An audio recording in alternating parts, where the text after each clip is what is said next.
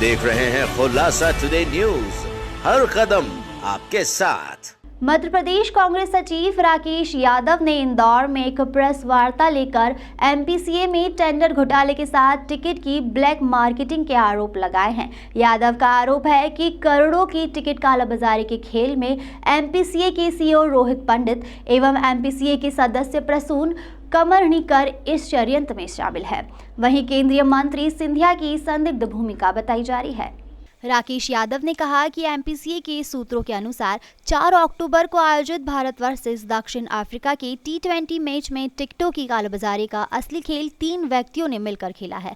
टिकटों की कालाबाजारी का मुख्य सरगना एमपीसीए का सीईओ रोहित पंडित एवं एमपीसीओ सदस्य प्रसून कमरनीकर तथा www.insider.in वेबसाइट का एक कमर्शियल अधिकारी है, जिन्होंने 21 सितंबर को रात 9:30 बजे से सुबह 6:30 बजे तक 3 लैपटॉप के माध्यम से पूरी रात एमपीसीए के ऑफिस में ऑनलाइन टिकटों को लगभग 8 व्यक्तियों की फर्म से पैसा ट्रांसफर पेटीएम इनसाइडर की वेबसाइट के माध्यम से 12:45 पर 5 मिनट के अंतराल से किया गया। रात को ही सारे टिकट ऑनलाइन बुकिंग की सारी प्रक्रिया पूर्ण हो गई। रात को 3:30 बजे से 5 बजे के मध्य 19,700 टिकट ऑनलाइन करने के बाद टिकटों का ऑन पेमेंट कलेक्शन सुबह निर्धारित स्थान पर 7:30 बजे प्राप्त कर लिया गया। एमपीसीए की सीसीटीवी फुटेज में यह सारी डिटेल प्राप्त हो जाएगी। 3 व्यक्तियों ने एमपीसीए के ऑफिस में बैठकर टिकट कालाबाजारियों तक पहुंचाकर मैच के 2 दिन पहले इन व्यक्तियों ने टिकट को बेचने के लिए अपने सारे दलाल मध्य प्रदेश में फैला दिए। देखिए, एमपीसीए के जो घोटाले हैं वो लगातार उजागर किए जा रहे हैं। आज पूरे देश में मध्य प्रदेश के एमपीसीए के घोटालों की चर्चा है। एमपीसीए ने टिकटों की कालाबाजारी में जमकर घोटाला किया है। एमपीसीए के सीईओ रोहित पंडित और एमपीसीए का एक सदस्य प्रसून करमणीकर, इन दोनों ने मिलकर जो टिकट की ब्लैक मार्केटिंग हुई है उसका मास्टर प्लान तैयार करा। 21 सितंबर की रात एमपीसीए का ऑफिस रात भर खुला रहा। उस ऑफिस में ये दोनों लोग मौजूद थे, रोहित पंडित और प्रसून करमणीकर। इनके साथ जिस वेबसाइट से टिकट बुक होना था पेटीएम इनसाइडर, उसका एक अधिकारी मौजूद था।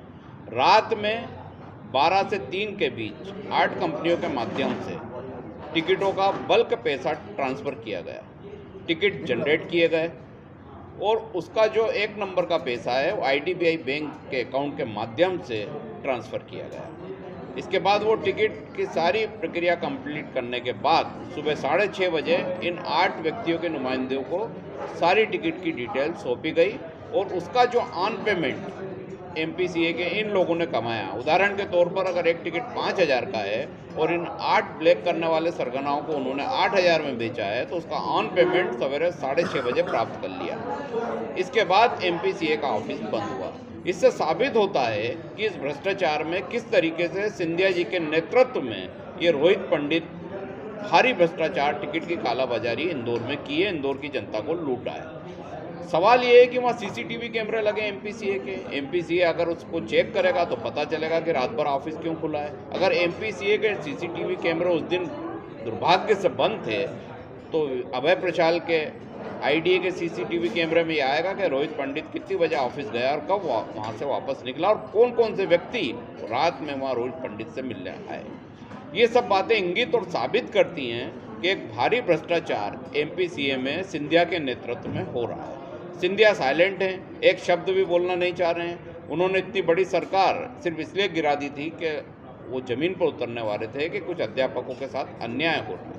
आज पूरे प्रदेश में क्रिकेट प्रेमियों को लूटा गया है, लगातार लूटा जा रहा है। वो एक शब्द भी नहीं बोलते, इंदौर में आते हैं, मैच देखते हैं और वापस चले जाते हैं। तो ये जांच का विषय है कि किस तरीके से ये एमपीसीए ऐसा घोटाला कर रहा है। दूसरा सबसे बड़ा मामला है सिक्योरिटी को लेकर।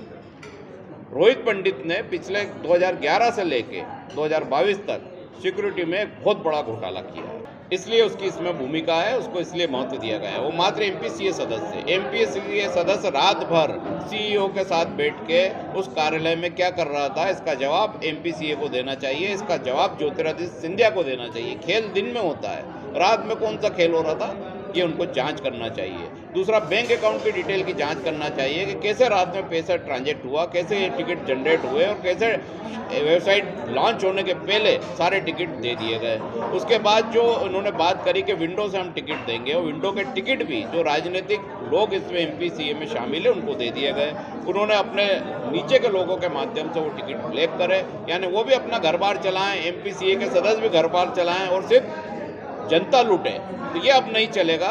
MPCA के सफ़ेदपोश लोगों के चेहरे और नकाब उतारे जाएंगे और जनता के समक्ष इनको सामने बताया जाएगा कि कैसे काले चेहरे आज क्रिकेट को बर्बाद कर।